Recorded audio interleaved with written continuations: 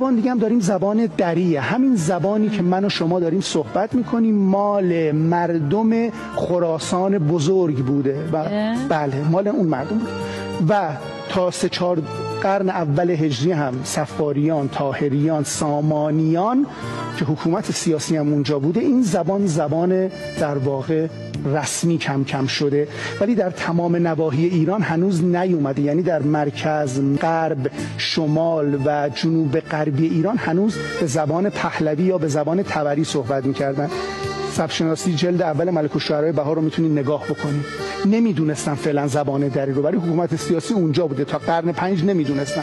حالا وقتی که اینا مردم شرق می اومدن در قسمت غرب، شمال حرف میزدن، اینا میگفتن دری میگه و بعد یه اتباع درست کردن گفتن دریوری میگه.